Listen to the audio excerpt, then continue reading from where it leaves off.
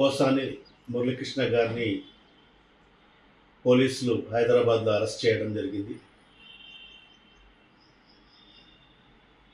నిజంగా ఆంధ్ర రాష్ట్రంలో ఈరోజు రెడ్ బుక్ పరిపాలన కొనసాగుతుంది.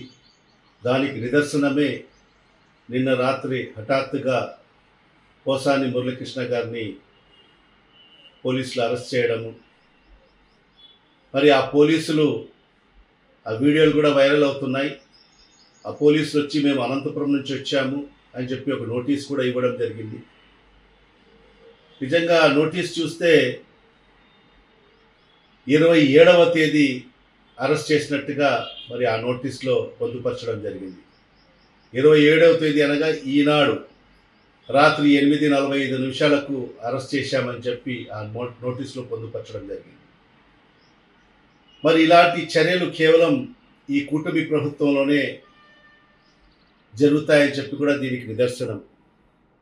తీరా అది చూస్తే ఆ నోటీసులో చూస్తే మరి సంబేపల్లికి సంబంధించి మరి అన్నమయ్య జిల్లాకు సంబంధించిన పోలీసులు మరి ఆయనకు అరెస్ట్ చేయడం నిజంగా చాలా బాధాకరమైన విషయము, చాలా దుర్మార్గం అని చెప్పి కూడా ఈ సందర్భంగా తెలియజేసుకుంటున్నాను.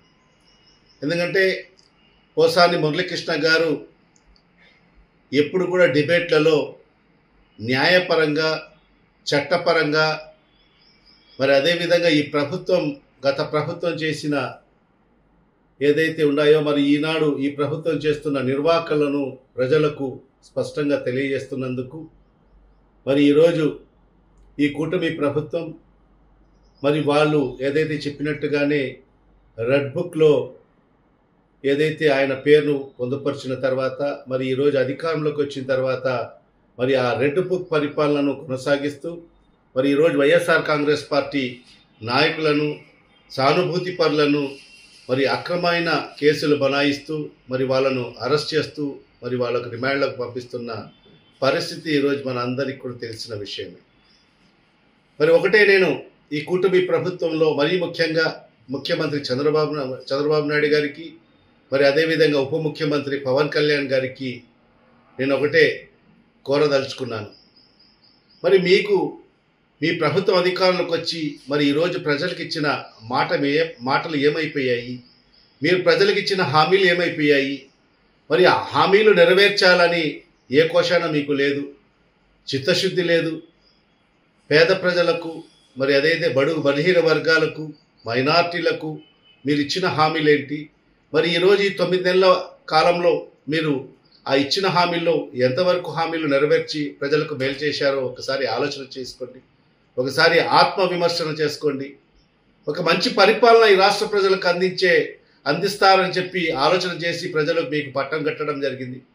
మరి అలాంటిది చేయకోకుండా, మరి ప్రజలకు మేలు చేయకోకుండా, ప్రజలకు మంచి పరిపాలన అందించుకోకుండా మరి ఈరోజు కేవలం వైఎస్ఆర్ కాంగ్రెస్ పార్టీ నాయకులను మరి ఇబ్బందులు పెట్టడము, ఆర్థికంగా అన్ని రకాలుగా వాళ్ళకు ఇబ్బంది పెట్టడము, మరి అదేవిధంగా వాళ్ళ మీద అక్రమ కేసులు బనాయించి మరి వాళ్లకు రిమాండ్కు పంపించడం తప్ప మీరు ఈ 9 నెలల కాలంలో చేసింది శూన్యం. మరి అలాంటిది ఈరోజు పోసాని మురళీకృష్ణ గారిని అరెస్ట్ చేయడం నిజంగా మేము దీన్ని తీవ్రంగా ఖండిస్తున్నాము.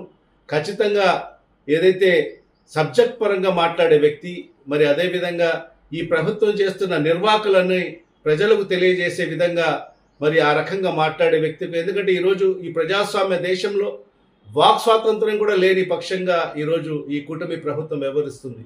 ఎవరన్నా మాట్లాడాలన్నా ఈ ప్రభుత్వానికి వ్యతిరేకంగా మాట్లాడన్నా ఈరోజు భయపడుతున్న పరిస్థితి ఈరోజు ఈ రాష్ట్రంలో దాపరించిన పరిస్థితి మనం గమనిస్తున్నాం.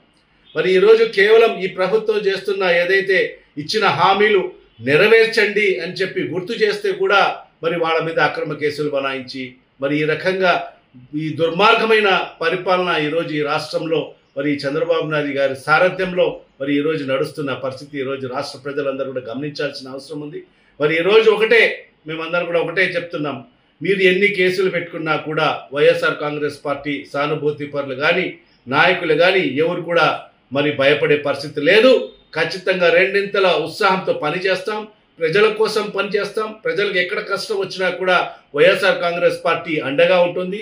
వైఎస్ఆర్ కాంగ్రెస్ పార్టీ నాయకులు మరి ఆ ప్రజలకు అండగా ఉంటారని చెప్పి కూడా ఈ సందర్భంగా తెలియజేసుకుంటూ మరొక్కసారి మరి ఏదైతే దుర్మార్గంగా పోసాని కృష్ణ మురళి గారిని అరెస్ట్ చేసిన తీరు, వ్యవహారము నిజంగా చాలా దారుణం.